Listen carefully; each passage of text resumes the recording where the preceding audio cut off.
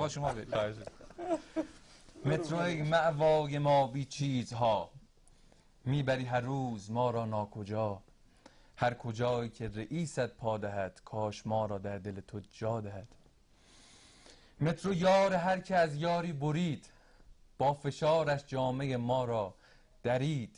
از فشار قبل گاهی بدتر است، هل نده آخ بینیم لای در است. وارد واگن شدن کاری خفن، زور خر میخواهد و دستی بزن. دست و پایم عضوی از مردم شده، کیف و کف شد دست و پایم گم شده.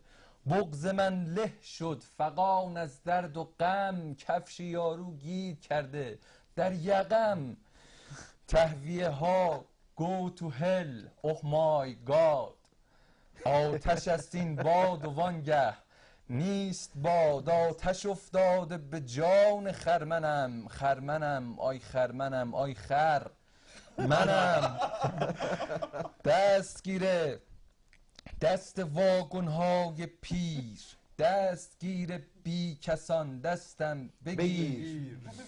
متریک بازار سیار و بزرگ، می فروشد یک نفر گوسفند و گرگ. صفحه شطرنج و بیبی و وزیر، میوه و سبزی لباس رو وزیر.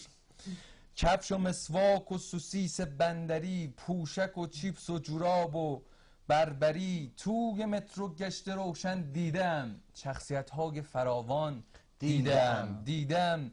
اشخاص مطرح در جهان، لینچان و یانگوم، شرک، ایکیوسان، کاکرو، جیمبو، خپل، اسفندیار، دکتر ارنست، بیگلی، مورچه‌خوار.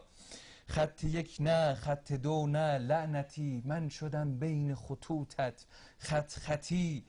گرچه از مترو سخنها در سر است، میروم چون ایستگاه آخر است. آخر خط ناقه در گل مانده است، یک سال سخت در دل مانده است. مبدأ و مقصد فقط پایانه هاست، ما نفهمیدیم آغازش کجاست. متشکر. درود بر صابر قدیمی عزیز. انجام جهان بی‌خبری. صابر هفته دیگه هم بیا.